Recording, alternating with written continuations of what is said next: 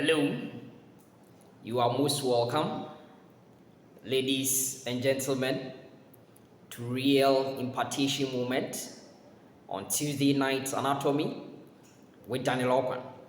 Today's section, we begin looking at another aspect of the basic tissues. Today, we want to look at that of the nervous tissue, okay? And one important thing that we know is that the nervous tissue is the most important tissue as far as the nervous system is concerned. Now, whenever I mention the nervous system, something comes into mind. And the point is that we have in the human body about 11 organ systems. Yes. Now, out of which 2 of these 11 organ systems regulate the activities of the other 9 organ systems. And which are these 2 organ systems that we are talking about? Yes, we talk about the endocrine system. Yes. Everyone is aware that the endocrine system, will have some important organs that we call them endocrine glands, okay? And they are going to make some products by way of the hormones, being the chemical messenger used there, which of course, in most cases, they will be released directly into the bloodstream because of course, they are ductless, okay? So they cannot convey their product onto the surface epithelium. Okay, so they will be conveyed into, of course, the bloodstream. It will be diffused in there so that they can be carried, to distant areas to affect, neighboring, organs, neighboring structures, neighboring tissues, neighboring cells. Okay, distant, structures, so to speak. So that is what the endocrine system is going to do. Again, the endocrine system, usually we know that it works slow but sure. Okay, so the effects that it produces, it will respond slowly to it, but the effect that will eventually be produced, of course, will be long lasting. Usually that's what we tend to see. Okay, this is entirely different from what we call the nervous system, which works rapidly, so the effects often it becomes short-lived. Okay, that's usually what we see. Now, one thing that we get to know is that these kind of systems we are talking about, in the case of the endocrine system, we say is mainly going to make use of hormones as the chemical messengers. In case of the nervous system, sometimes we make use of something we call neurotransmitters. Okay, that becomes our chemical messenger in there. So that of course we can transmit or carry impulses along some structures. Now the key thing is that because these 2 guys, by way of the nervous system and the endocrine system, are controlling the other 9 systems that we have in the human body, then we are saying that they become something we call coordination systems. Okay, so whenever we mention coordination systems, then we are talking about who and who, and we are talking about the endocrine system and of course the nervous system. Again, what is going to happen is that the information will be carried, okay, from both external environment, of course, from internal environment through something we call receptors, okay, and of course, there will be some kind of computations, okay, taking place. For instance, in the brain, will be taking place some kind of processing will take place, and of course, there's going to be that kind of motor output, okay. There's going to be a response to that change in external or internal environment that through something we call sensory receptors, okay, they received through what some people call afferent pathway we received. And this time around, through the efferent pathway, okay, the processed information and what have you will have to be sent to, of course, the effector organs to correct that kind of stimulus, to correct that kind of message, that change in environment, okay. And it's going to do so via something we call the efferent pathway. So one important thing is that for that reason, because the brain, for instance, is very important in doing these kind of things, then we call these endocrine system and nervous system, another name is integrative systems, okay? So that is one thing that you got to know. Now today, I'm more interested in the tissue of the nervous system, and that's what we want to look at today. So at the end of this section, I want you to get, some partial understanding regarding the nervous tissue, because we're going to continue, okay, in our future videos. We're going to explain all these important things, okay, so you don't want to miss out. Okay, so let's move on and begin with what we have to do today. Today we want to look at the nervous tissue.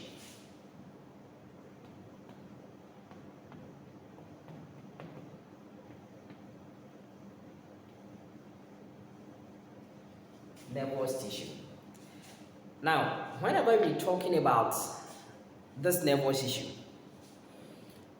importantly, the cells over there, we have to know them. Yes, because we know that, I mean, these kind of similar cells are going to produce this kind of tissue. So what are the cells in this thing that we are calling nervous tissue? So one important thing that I want you to be aware is that there are two main cell types in here. And these two main cell types are something we call one, and of course the two. The first one is something we call neurons. Neurons, and the other one, something we call glial cells, or something also called neuroglia.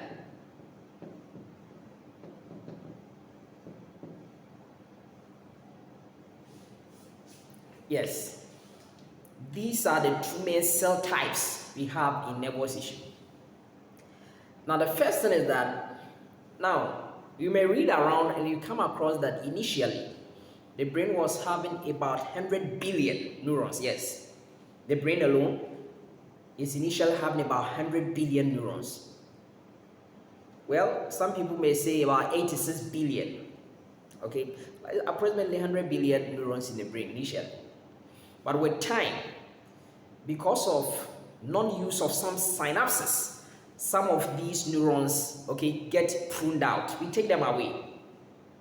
For this reason, yes, as you age, what is going to happen is that at adulthood, you may be having, because of non-use of some synapses, and after some of these neurons have been pruned out, you may be having about 64 billion, let's say around that, value. Okay, now that's one important thing I want you, the brain alone.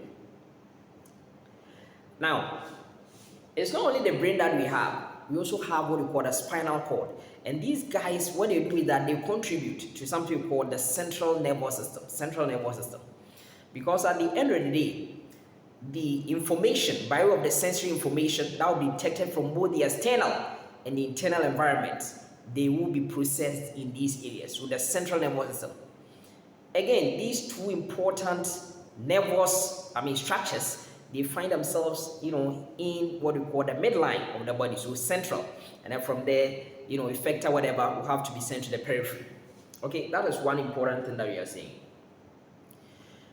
But even what we call the neuroglia, we have a lot of them.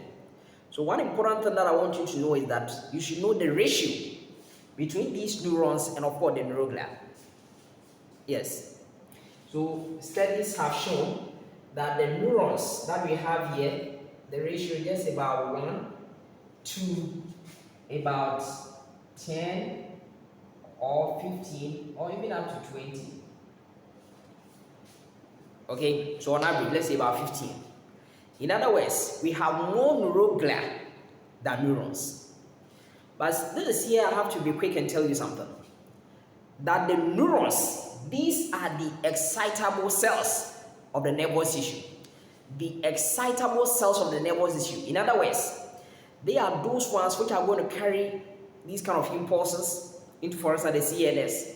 They are those ones which are going to do the processing in the CNS. They are those ones through them that we are going to, effect changes via what we call effector organs. And my friends, whenever I talk about effector organs, I'm talking about two main things. I'm talking about glands and muscles. And whenever I talk about glands will secrete. So for instance, your mouth is invariably always wet, except of course some situations when you are nervous or something like that. Okay, you may urinate, okay, you may cry and tears will come. The breasts may eject milk. Okay, so all these guys, if you look at your GIT for instance, all those glands in there, the gastric glands, the duodenal glands, okay, all those glands over there, they are going to make secretions. The pancreas, okay, all those glands over there, they are going to make secretions. Okay, so through what we call the efferent pathway, okay, there will be some nerves. You will see them, we call them motor nerves or secretomotor nerves. Okay, so that they will help in either secretion or they will help in either, that kind of contraction. Okay, that's what we are saying. So what I'm saying is that the neurons, one, is what we have. And then in case of neuroglia, you can have about 15. So if we are comparing them, if I have one neuron let's say about 15 neuroglia. What are these neuroglia we are talking about? I'll come to that. Whenever we talk about neuroglia or something we call glial cells, glial, G-L-I-A-L, glial cells. These glial cells, we can also call them supporting cells, supporting. In other words, they are giving support to these neurons. And I'll be explaining all these guys as we move along. Okay, yes, that's what they are going to perform supporting role. Now, anytime we say a cell is going to perform supporting role, we can also call that cell a sustentacular cell. Yes, let me put that one here, sustentacular.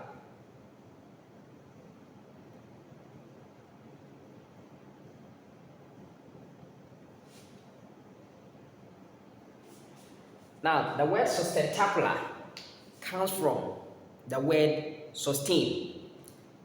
By way of giving support to these neurons, the excitable cells, okay, what they are going to do is that they are going to sustain.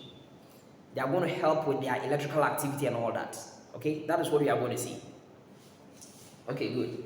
Now, whenever you talk about these neurons, because we are doing anatomy, yes, there are three kinds of neurons, three main kinds of neurons that I want you to be aware of. And what are these three main kinds of neurons?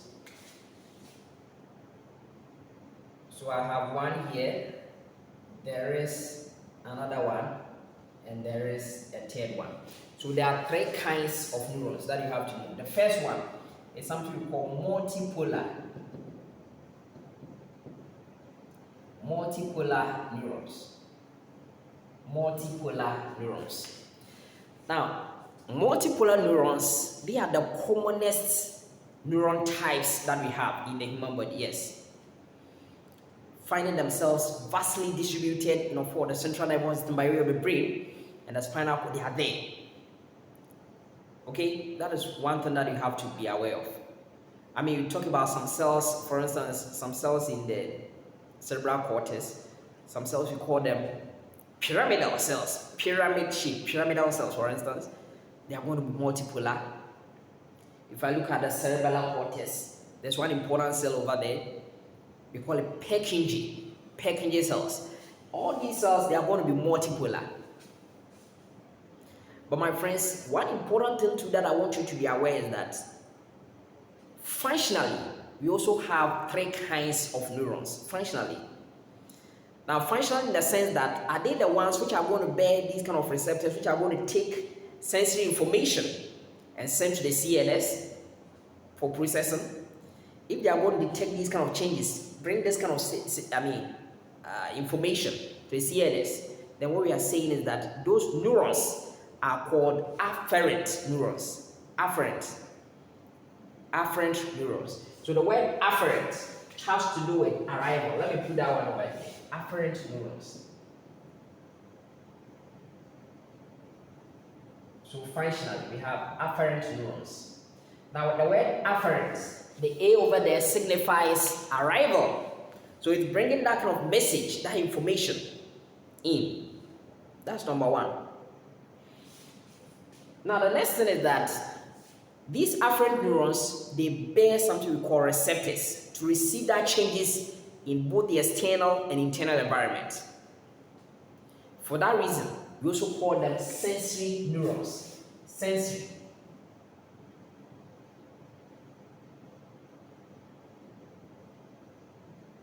Sensory neurons.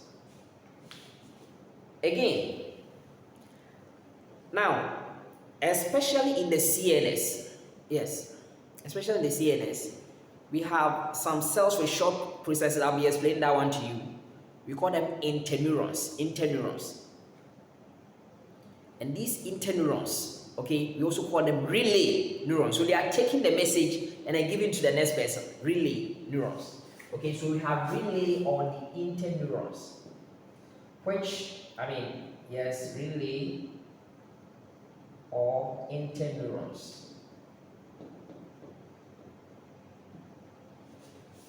Yes.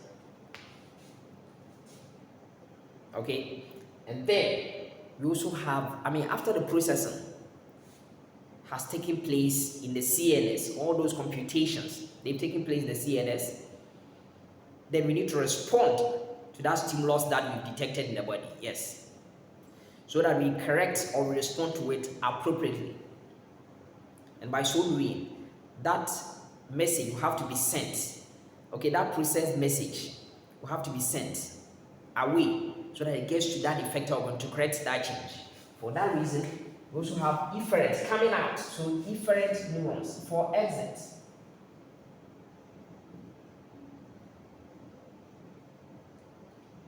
And my friends, I don't need to tell you that the efferents, either they are going to cause secretion, secretomotor, or they are going to cause some kind of contraction of muscles. For this reason, we call these neurons motor neurons.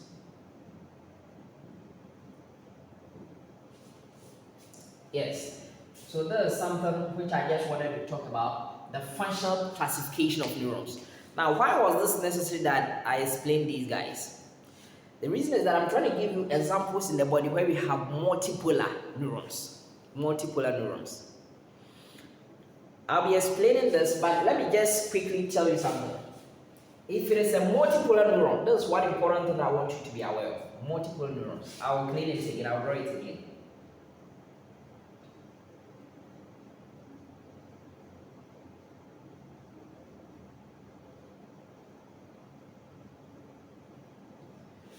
Okay, so I'll draw this one again and show you other details in there.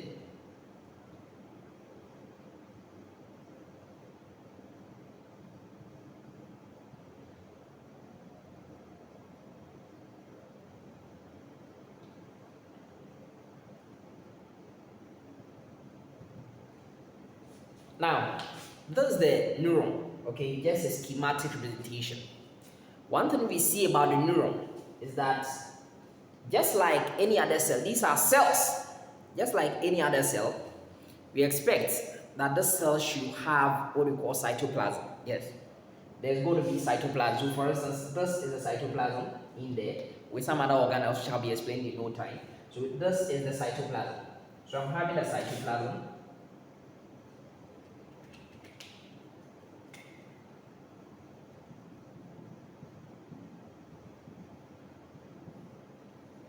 Okay, then apart from that, I'm also having, of course, within the cytoplasm, I'm going to see the nucleus. Okay, the nucleus will be there.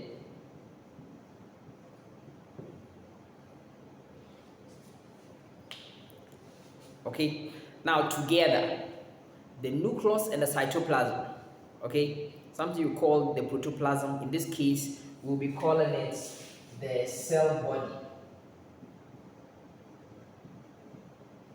Something we also call the soma. You know, anytime you hear the word somatic, it got to do with the body wall. So body, cell body, soma. Or something we may call pericardium.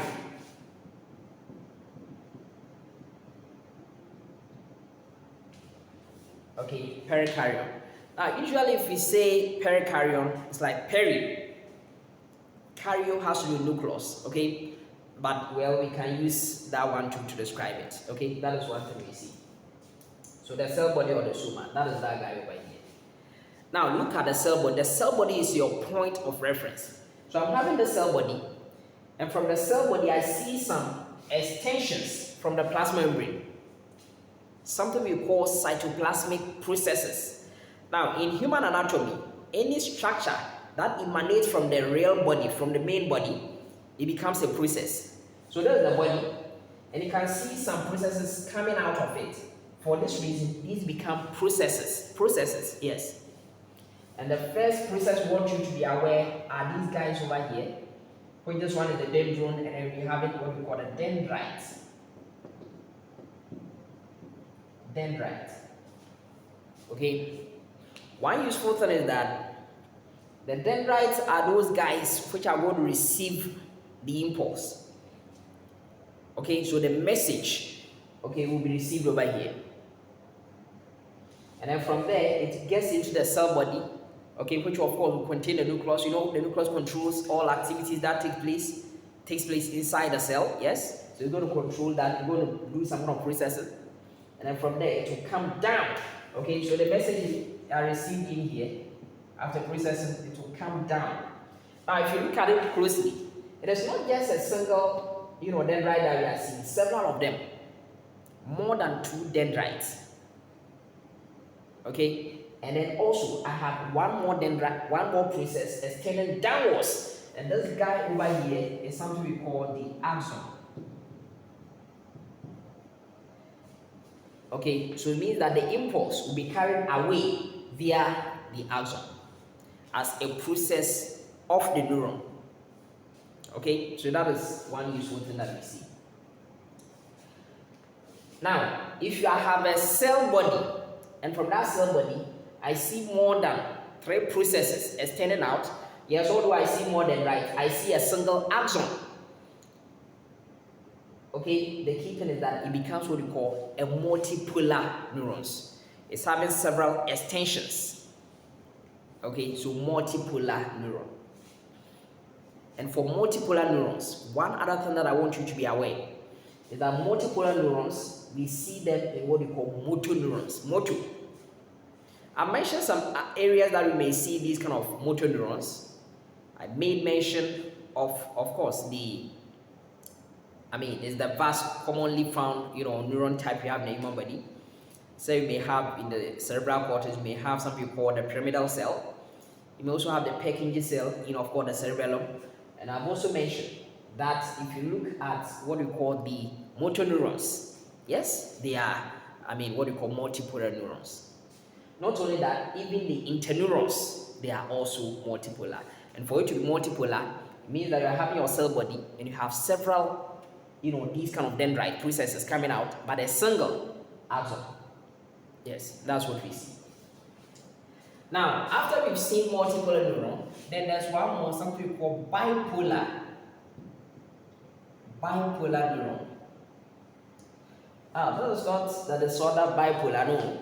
Structurally, if I have a cell, a neuron, let's say this is the neuron, but I see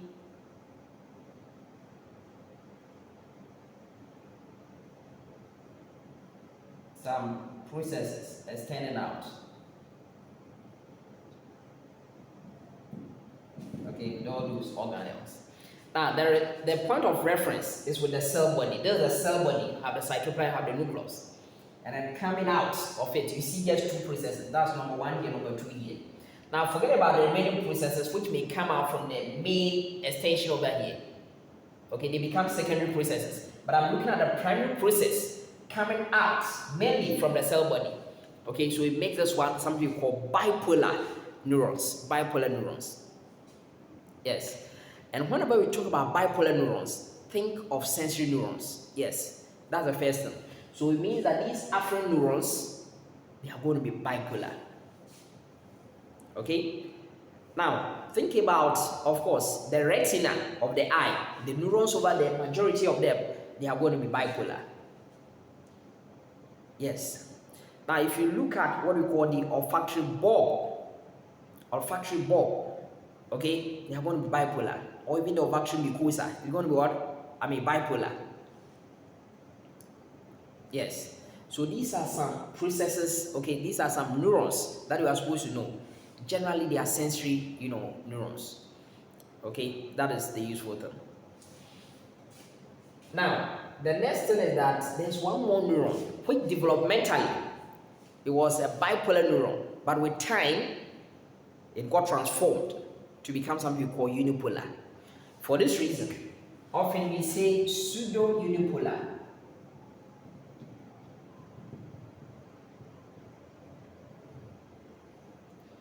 So you may decide to omit the pseudo out, and the prefix pseudo has to do with false, because initially it was bipolar. And which ones are these? So for you to see that,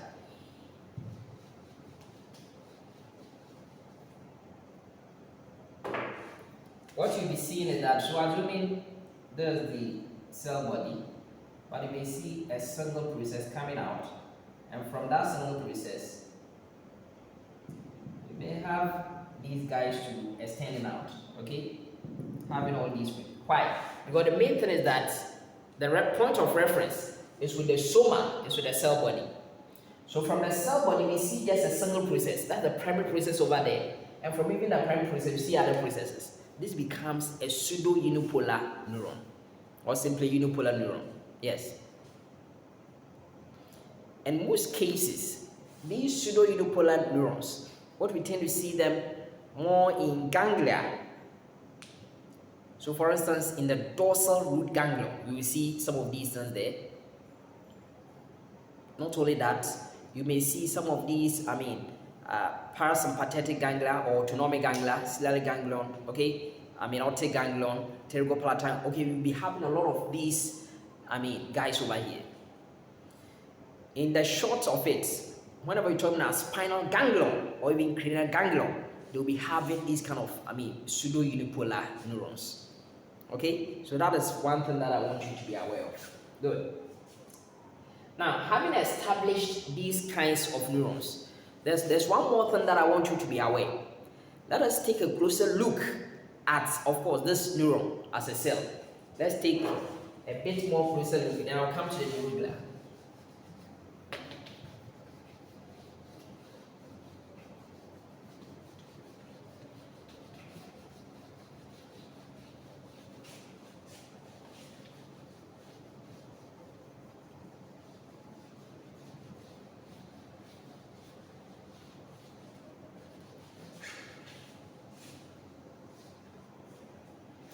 Yes. Now, for us to understand it better, I'm going to use that of a multipolar neuron, okay, to explain this guy for you. So,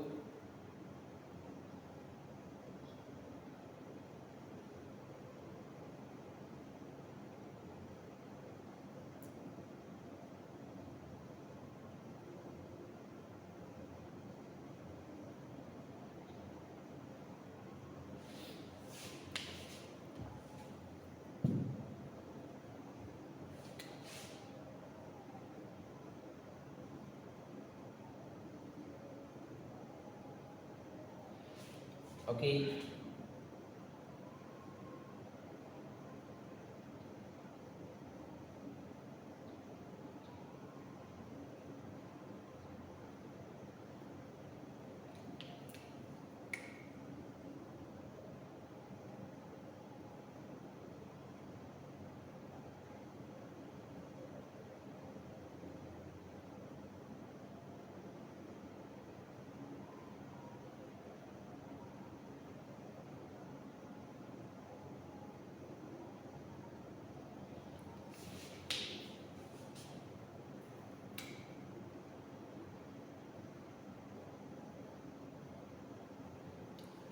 All right, so let's take this as our neuron. This is a multipolar neuron.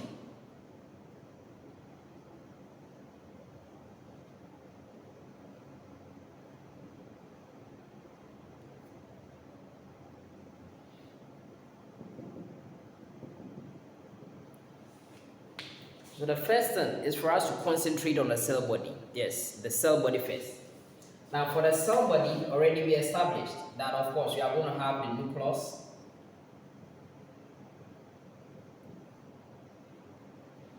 And the nucleus, of course, within the nucleus you may have a nucleus. Is that right? There's going to be a nucleus in there.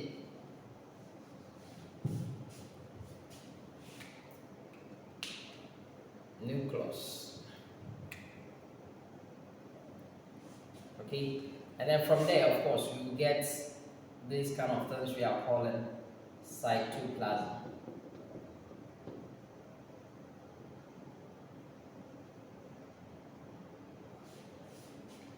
Okay, yes. Now again, one thing that we know, which everyone is aware, is that continuous with something called karyotheca. Whenever we talk about karyotheca, we're talking about the nuclear membrane. Continuous with the nuclear membrane, we see these kind of organelles.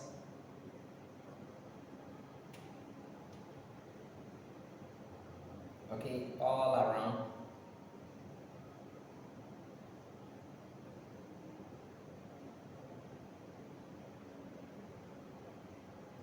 Okay, so these organelles, And importantly, the one I want you to be aware is that the one having all these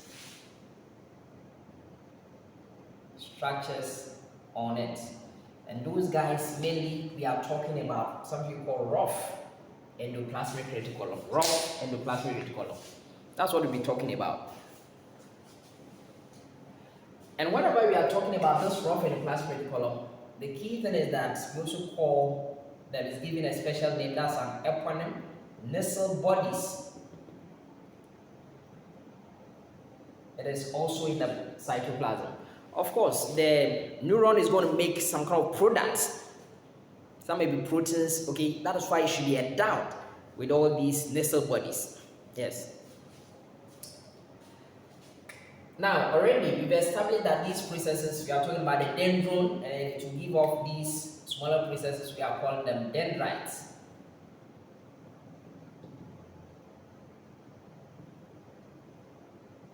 Where we said that they are going to receive the impulse.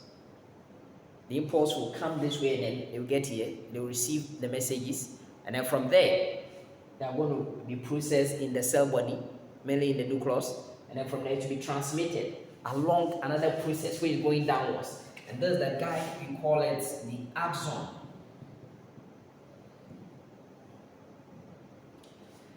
Now, this is where I want to say something over here. With respect to the nature of the axons that we have, yes, you may have some of these neurons, these cells, being Golgi type 1, Golgi. So with respect to the axon, we have two kinds of these neurons based on the length of the axon. We have something called Golgi type 1 cells. For Golgi type 1 cells, they have very long axon. The axon is very long. For this reason, there's one important cell that I always talk about it. And we'll be doing those things when we begin looking at neuroanatomy. When we look at the cerebral cortex, we look at the histology over there, we understand these guys. And that is one cell, we call it Purkinje cells. Purkinje cells.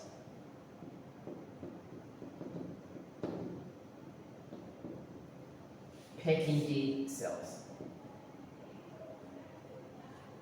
Yes. So Purkinje cell is a type 1 Golgi cell because of its very long axon. In fact, its axon is long enough to transit the cerebral cortex and go to the white matter. Okay? The cerebral cortex will be of gray matter, will go into the white matter. Then we also have Golgi. If you have type 1, then obviously you are going to have type 2. This time around, they have short axons, short. And the typical examples will be these guys, these interneurons. The interneurons, they don't travel longer distances.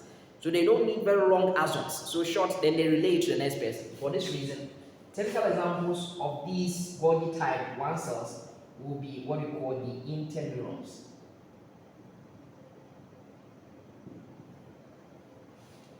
Okay, that's very good. Now, if you look at the axon, one important thing that I want you to be aware is that, of course, we know that the axon is a cytoplasmic process from the soma. We have one portion of the axon, which is more or less like conical shaped region. Okay, something we call the axonal hillock. Axonal hillock.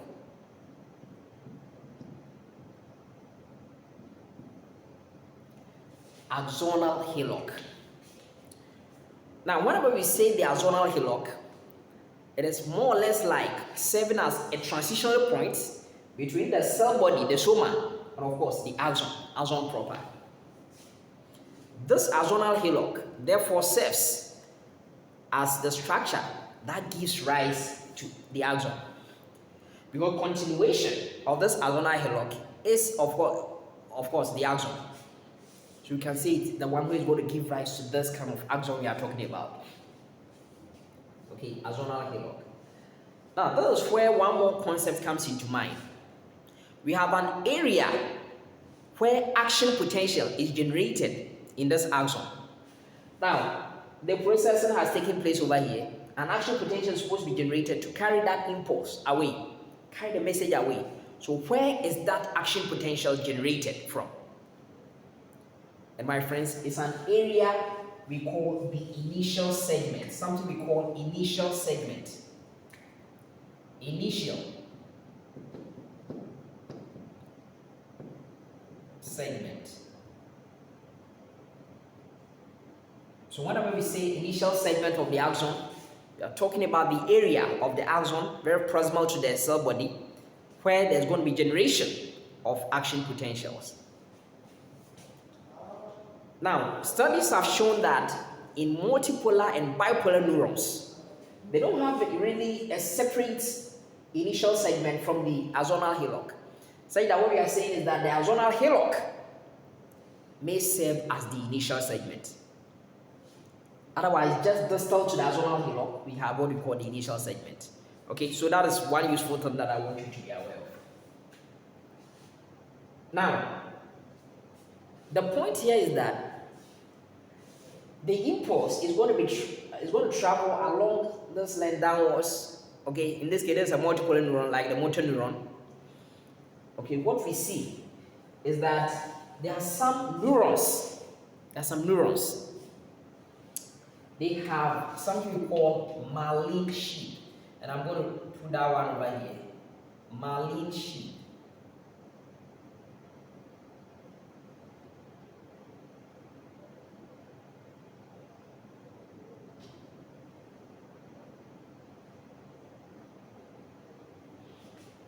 These guys are indicated here. Okay, these are something we call myelin sheath. Myelin sheath. Now, myelin sheath, normally we also call them simply as fatty sheath. Fatty sheath.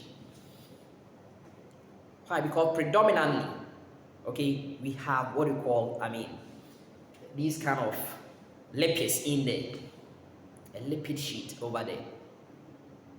So studies have shown that you may have about 70 to about 85% of this myelin sheet being made up of lipids. Okay, and then you may have, very small proportion being protein, about 15 to 30% being protein. So it's actually, something like a lipoprotein, so to speak. But mainly because you have more content of the lipid, we are talking about a fatty sheet over here. Good. Now these guys are more or less at some point insulating this kind of axon that we have over here to help in one important phenomenon, something we call saltatory conduction. Saltatory conduction. So now what we are saying is that the impulse getting over here may jump, come here. Instead of going through it, it may jump again, come here. Instead of going through it, may jump again, and then of course it will come here. Yes, this is something we call saltatory conduction. Saltatory conduction of impulse. For this reason, the time taken for the impulse to travel along the entire length of the axon to reach its destination will be shortened. Okay, that is what is going to happen. It will be shortened. So the importance of this kind of saltatory conduction is to ensure rapid impulse conduction. Saltatory conduction.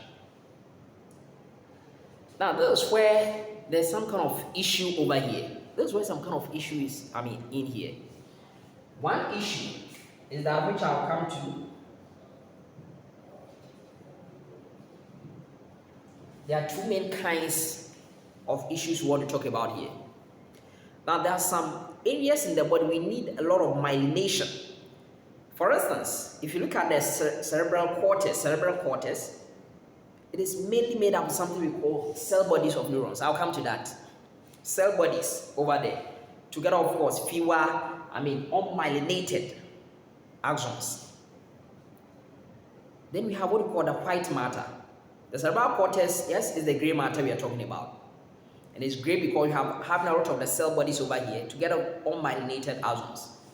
But my friends, in the case of what we call the white matter of the brain, for instance, we are going to have something called myelinated axons. They are going to have all these myelin over there. Now, the myelination for these axons, okay, the neurons, okay, or these, axons we are talking about, of what we call the CNS. And CNS is central nervous system. Okay, central nervous system. That one, okay, is done by something called oligodendrocytes. Oligodendrocytes. Now, it is enrogular. It will be supporting them. By supporting them, giving them some kind of mechanical support, so to speak, myelinating these axons of the CNS. Okay, so it's one of the enrogular, which I'll come to. Okay, so that is oligodendrocytes. Now, there are some people, they may suffer from some kind of condition where there is autoimmune destruction of the myelination by these oligodendrocytes. For this reason, it will lead to a condition where there will be that kind of hardening of these neurons. So we call it multiple sclerosis. So this one will lead to multiple, if there is demyelination.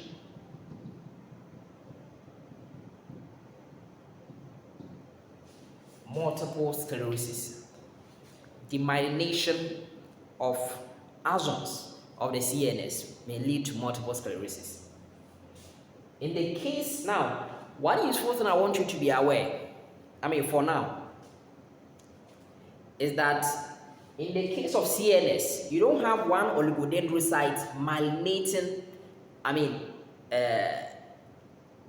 the entire, let's say, axon of the CNS. No. It may myelinate one segment of a neuron, another segment of another neuron, another segment. That's what is going to happen. It is like being very promiscuous, going around everywhere, not confine itself to a particular axon. Yes. So that is what the myelin sheet will be formed in the case of oligodendrocyte. Now, the word oligo has to do with few dendrocytes, fewer processes, okay, to attach to some kind of areas. And when there's demyelination of the myelin sheet made by what we call the oligodendrocyte in the CNS, it will lead to something called multiple sclerosis. Now, my friends, how about the PNS, peripheral nervous system? Peripheral nervous system. In the case of peripheral nervous system, what we see is that they will be myelinated by some cells, which we call them Schwann cells.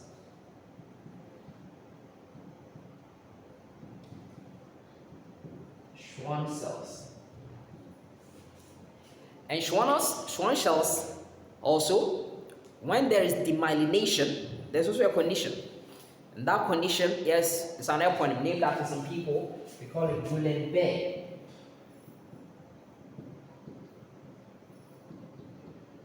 syndrome.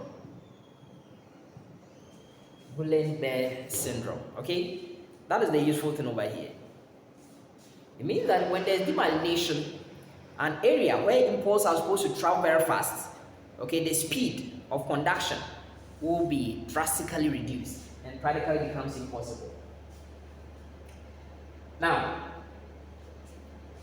there's one more thing that I want you to be aware of. Now, during myelination of the axons of the peripheral nervous system, what we see is that now it is the cell. Okay, so in this case, I'm trying to show the peripheral nervous system. Can you see some kind of nuclei, some cell in there? These cells in this case, they are blue cells, which I will call them Schwann cells. Because they will wrap a particular area. It won't go to another axon again. A particular segment of the axon, that's all. Is that it won't go to another axon. No. It confines to its own axon. Now, assuming we are making a lot of the myelin, the cell is secreting a lot of the fatty tissue. It wraps around it, then it makes it very compact. What we find is that there will be some kind of cytoplasmic remnants of the sheet that will be made. And there are some which are, useful that we mentioned. There are these guys which you see them in PNS. We don't see them in CNS. We see them in PNS. And what they are going to do is that they will also ensure sustained growth of this kind of myelin sheath and also the function of the myelin sheath. And who are these guys? They are truncated conical structures, so to speak. They were not really fully conical, truncated, okay, clefts in there. And these guys, they are those guys which are found in the PNS only, and we call them Smith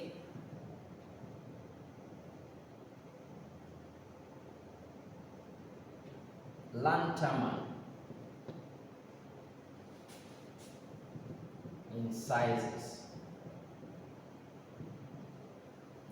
Smith Lanterman incisors or Smith Lanterman clefts.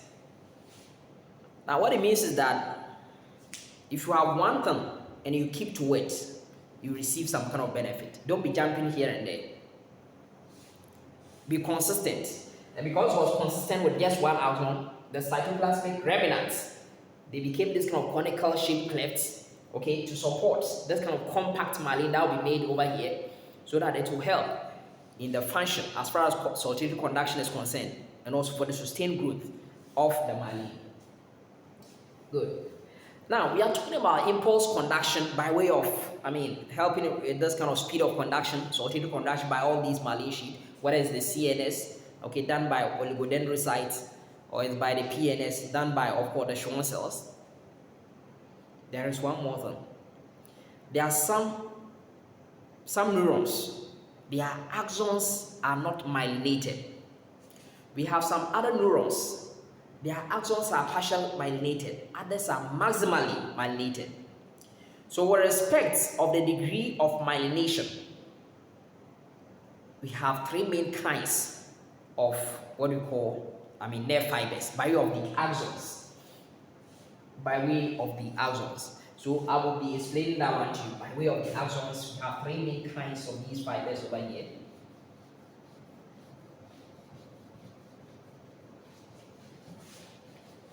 The degree of myelination.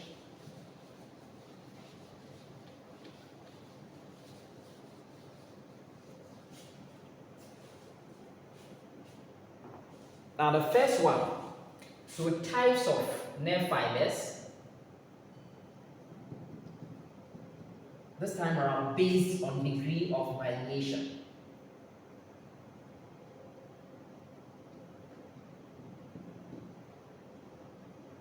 Of the axons. So there are three main. And even the three main may have subtypes over it. The first one is something we call type A. So we have type A fibers. Now, under type A fibers, we have four subtypes. And simply, they are what we call alpha, beta, gamma, and of course, delta.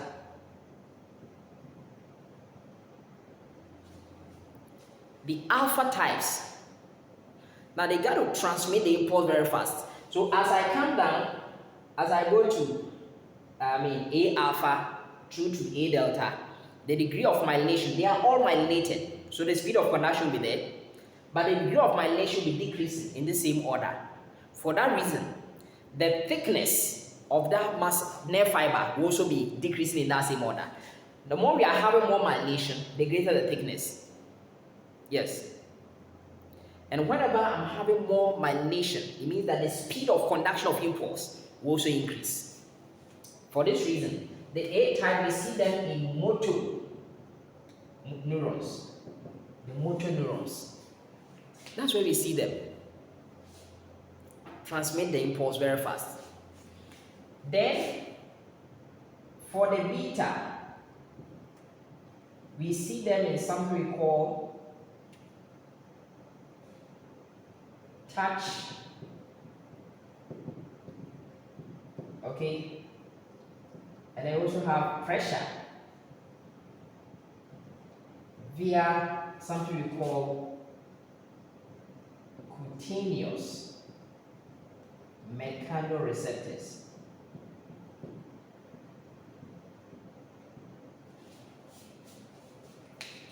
So touch, when someone touches you, or what we call pressure, and it's via what? Cutaneous. Whenever we talk about cutaneous, it has to do with the skin. Anytime you hear the word cutaneous membrane, it has to do with the skin. Okay, so we have some skin mechanoreceptors. We are going to see all these guys. And then we also have the delta. We also have the gamma. And we find them in what we call muscle spindle afferents. The key word is afferents. Afferent, to pick it up. So in skeletal muscles, for instance, you might think that spindle over here because smooth muscles are spindle. No. There are some afferents within these kind of, skeletal muscle fibers which will carry these kind of, impulses in there, will send this to afferents. Muscle spindle afferents. Now the delta. So as I move down, they are all myelinated, but as I move down, the degree of myelination will be decreasing. For that same reason, the thickness of these nerve fibers by way of the axons will also be decreasing, the diameter. And also, the speed of conduction will be decreasing in that same manner. Okay? Now the next one is what we call, pain, something we call, let me put it this way, fast pain. And also temperature.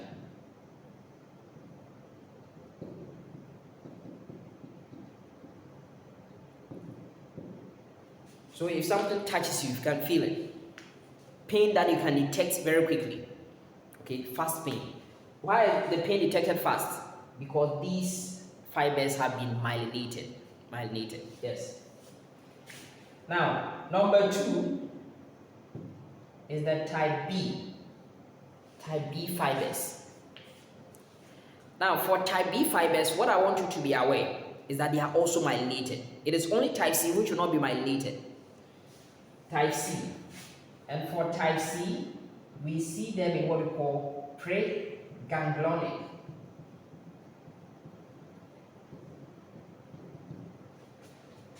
Autonomic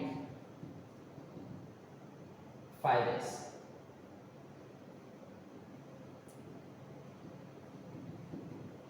Okay, preganglionic autonomic fibers, neurons, they are going to have these guys. Okay, now the point is, then how about number 3? And number 3 is the type C. It is unmyelinated. So keep an eye over here that the type C is unmyelinated. In other words, that one will be having what you call the least speed of conduction of impulse, and the diameter will be, of course, the least.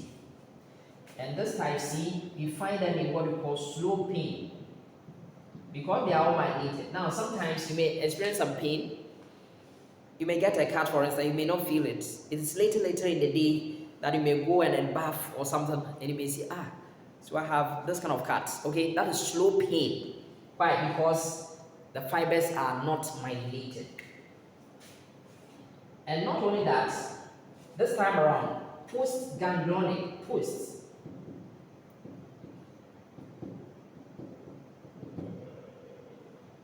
autonomic neurons, those fibers. Okay, so that is how we want you to understand these things. Okay, it's as simple as that.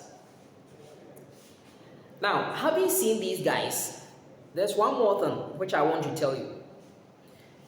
Now, you saw these kind of things which I mentioned. Smith-Lanterman incisors or Smith-Lanterman clefts. Look at something closely. Now, at a particular segment of this axon, we have myelin sheath. And it is within the myelin sheath that we are having these Lanterman incisors in the PNS, nerves or axons of the PNS. That's what we see.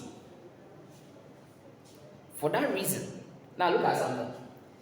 These guys over here, where the scientific conduction is taking place, moving in there, is something that you are aware. We call it the node of Ranvier. Node.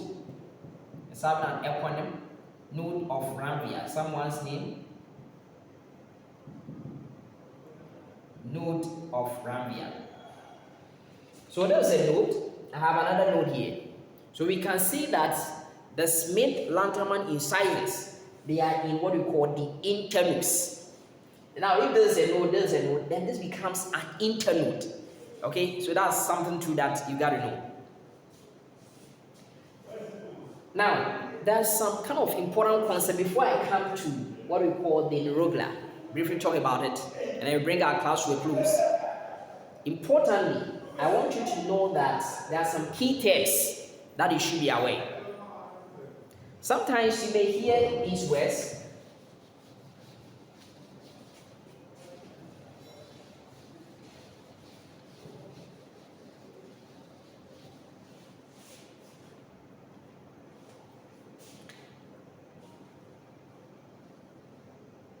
You may hear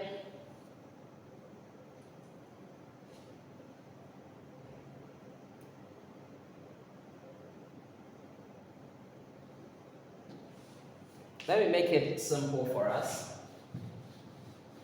that we can understand this. Good. There are some key concepts I want you to learn it from now. With respect to what we call, now let's see, the division. The division, I'm talking about CNS and of course PNS. The functional division. Okay, I'm having PNS and CS, central nervous system, peripheral nervous system.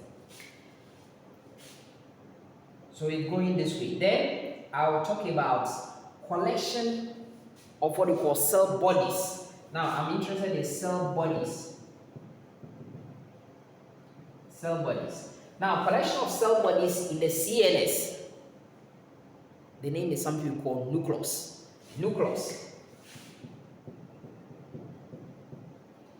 So whenever we talk about collection of cell bodies in the CNS, we are talking about the nucleus. It's not the nucleus of the cell over here, like the cell is having a nucleus. Collection of several cell bodies in the CNS, by way of the brain, the spinal cord. The name we want to give it to it is nucleus. Now, sometimes you may hear some words like, dentate nucleus, emboliform nucleus, okay, substantia nigra. We may hear some words like these ones. Now, we expect that if it's in the brain, we should be calling it nucleus. But sometimes there's this kind of misnomer that you may hear, ganglion. Okay, it's actually a misnomer because whenever we hear the word ganglion, it has to do with the PNS. So that the same collection of what? Cell bodies in the peripheral nervous system, the name we give to it is ganglion.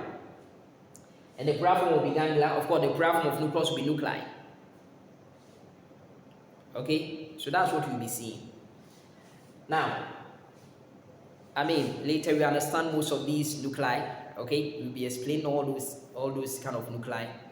These kind of ganglia like dorsal root ganglion. Okay, like the autonomic ganglia. Okay, talk about ciliary ganglion, optic ganglion, pterygopalatine ganglion. Okay, and all the submandibular ganglion. We understand these guys. Then we also have collection of these axons also. The axons, several of these axons, collection of them in the CNS. The name is called tracts. Tract.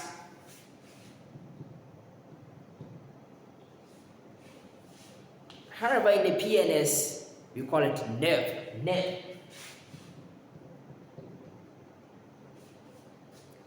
So when I say nerve, I am talking about this kind of collection of axons. Okay, in of course the PNS. Yes. Now this reminds me of something before I come to, of course, these kind of neuroglia. It reminds me of something. Let me explain that one quickly. It's one important concept we got to understand over here. But before I will even go on, let me put it over here so that it reminds me. Over here, we need to explain something. Like all these kind of things we call in the neuron, perineuron, we'll be explaining them. And epineuron. Okay, we'll be looking at this. But before I do that, there's one more thing I have to explain over here. Now, the axonal terminal, before this is the axon, before it terminates, okay, they become a bit, okay, divided into all these guys. Something we call axonites.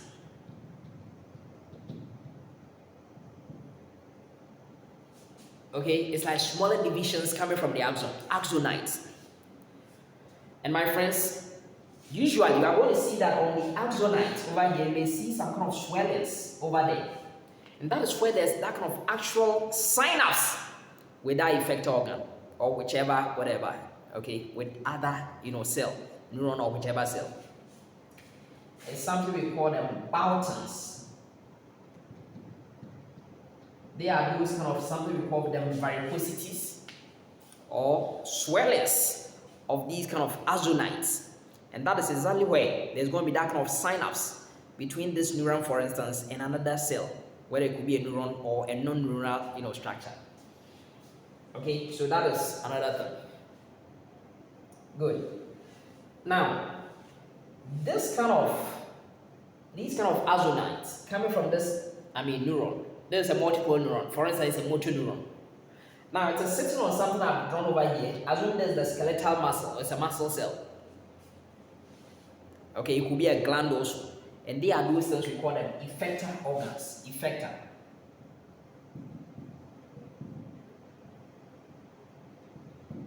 Because that one is going to respond to the command from, of course, from the CNS, which has been transmitted through this motor neuron.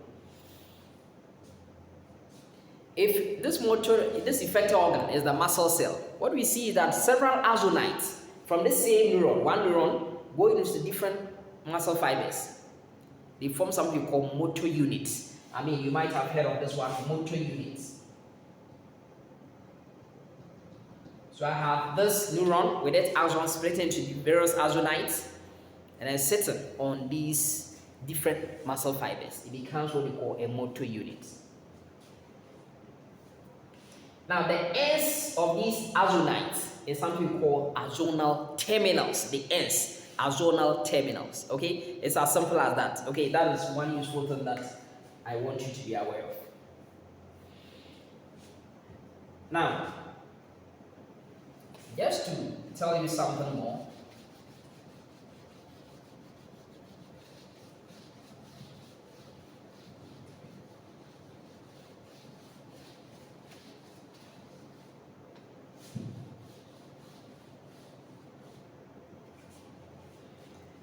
Now, we know that the central nervous system is made up of the brain, then the spinal cord. Yes, that's what we see. One thing is that anything that will emerge out of the brain and the spinal cord going peripheral from the central region will become the peripheral nervous system. So for instance, from the brainstem, and whenever we say brainstem, we're talking about something we call the midbrain, we're talking about the pons and medulla oblongata. There will be some nerves coming out. We call them cranial nerves. I'm sure you are aware we have 12 pairs of cranial nerves. Okay, the first two are not really coming from they are extensions from, the cerebrum. So you don't really consider it to be part of the brain. Nerves, they are not true nerves, like cranial nerve 1 and cranial nerve 2. By way of course, the, ophthalmic nerve, by way of the, olfactory nerve, and of course, the optic nerve. They are not really true cranial nerves because they don't emerge from the brainstem.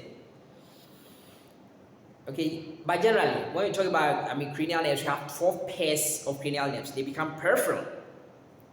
Okay, good. And then, but because the first two, they are extensions from the cerebrum, we can say that they are part of the central nervous system. Yes, that's one thing.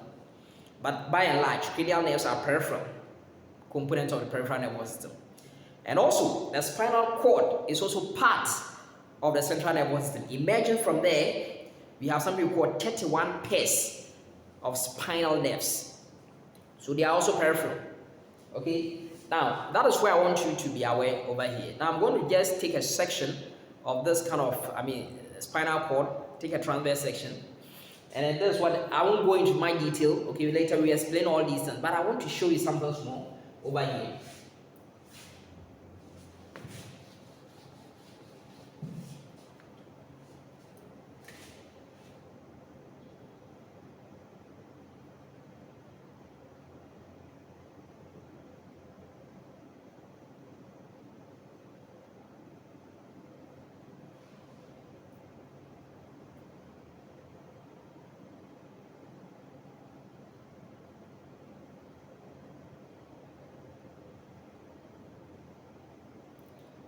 So in the brain, you understand that there will be some cells, we call them ependymal cells, which will line some areas of the brain. We call them ventricles of the brain. We have 4 ventricles in the brain. CSF will flow there.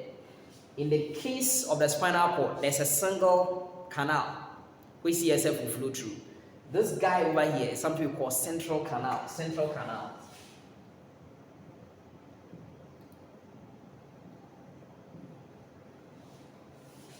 Now, importantly, we have anterior and posterior aspects. Now, the posterior will present with the median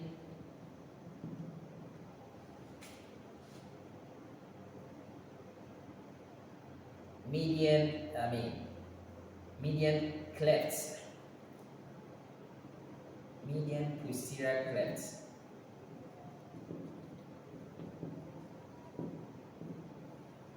But anteriorly, it will bear a sulcus. So I have a median, but this is anterior, or anterior median, sulcus. It's more deeper compared to the clefts. Cleft is just a slit-like something. Now, what we see is that in the case of the brain, we have gray matter outside. Now, I've told you that gray matter contains what? Neuronal cell bodies and unmyelinated axons.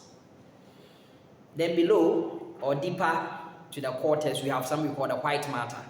The white matter is having a lot of what we call the myelinated axons. Okay, so that is what you'll be seeing. Now,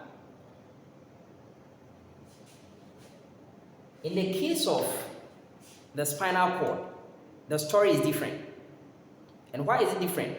Rather, we have gray matter to be inside and white matter is outside. Okay, so it will give us some kind of horns.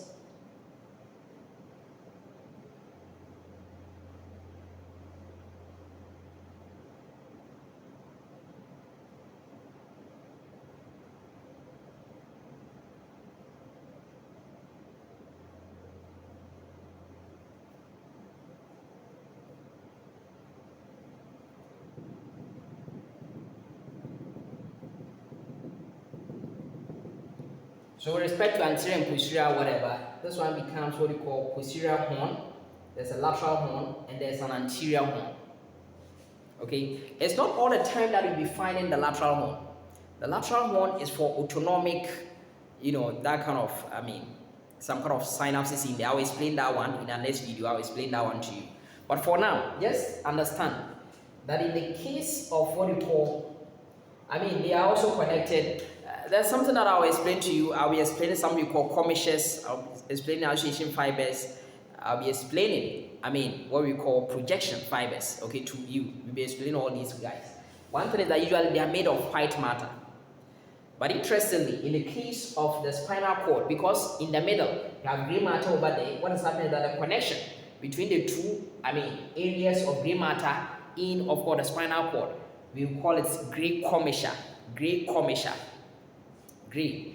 And usually I prefer to spell it G-R-E-Y. Americans will make it G-R-A-Y. Gray commissure. Okay, good. Now, what I'm interested in telling you here is that I will have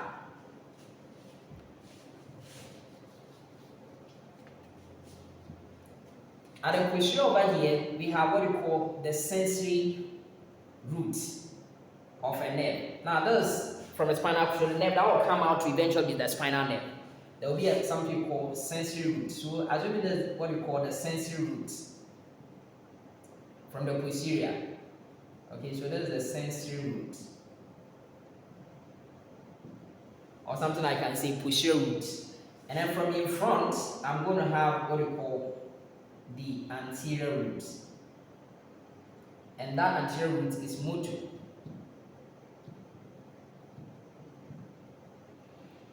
Now, what usually we see is that the posterior root, by way of the sensory roots, will bear a ganglion. Remember, we said we have pseudo-unipolar neurons in there. So, because it's with the posterior root, we are calling it dorsal. Dorsal is the same as posterior. Root ganglion.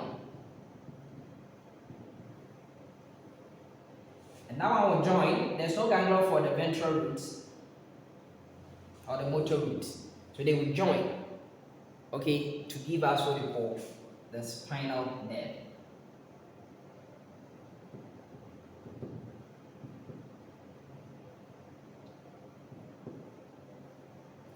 Later, the spinal nerve will also divide into two. One goes posterior, one comes anterior. The one which goes posterior. Now it means that the spinal nerve is a mixed nerve. Why? Because it's having the motor component by way of from the ventral roots or from the anterior roots, and it's having the sensory component from the what we call the posterior roots. So it will give us two branches. And in anatomy, branches is what some people call ramus. That's a singular form. Plural form is rami. Okay, so this one becomes what we call dorsal ramus, or some people call posterior ramus. And they also have what we call anterior ramus, which you can also call it ventral ramus.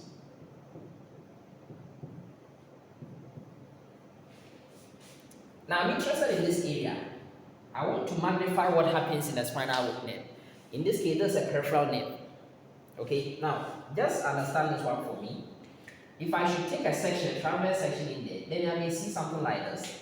I may see several nerve fibers in there. So assuming all these guys are nerve fibers. Now each of the nerve fibers I'm seeing, we have several ones in there.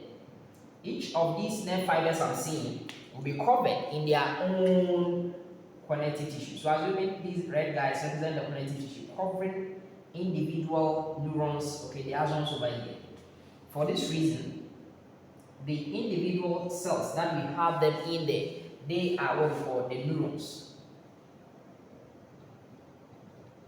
Just like we had the muscle fiber, the myocytes, okay, and it is covered by who? The covering is by who? Yes, it's what we call endoneuron.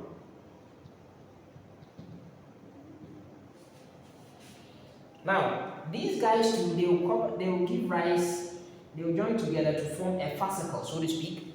These guys too will also with their own connective tissue covering. These guys too will be covered by another connective tissue. Remember that endoneuron is loose connective tissue, areola. And then this one too, we will have what we call a fascicle. So several of these neurons, once we form that fascicle, it will rather be covered by what we call perineuron. And that one is, okay, a bit dense, although less dense, okay, connective tissue. And then finally, several of these guys will be covered in a bigger picture, forming this kind of peripheral nerve. Okay, so this is the bigger picture nerve. Okay, if the PNS, we call it nerve, collection of the axons in the PNS nerve. And this nerve, what we are saying is that it will be covered by what we call epineuron. Okay, so these are some important bits and pieces that you got to know. Okay, now there are several things that we are going to do. Okay, so we bring this meeting to a close here. The next time we will meet, we explain all the other things, the regular and all the basic things that you have to understand. Describe how these neurotransmitters are released from what, is it autonomic, sympathetic, or parasympathetic? We explain all these guys for you. My friends, I'm very grateful for your time this evening. Have a good night, all of you, and may the good Lord richly bless you. Amen.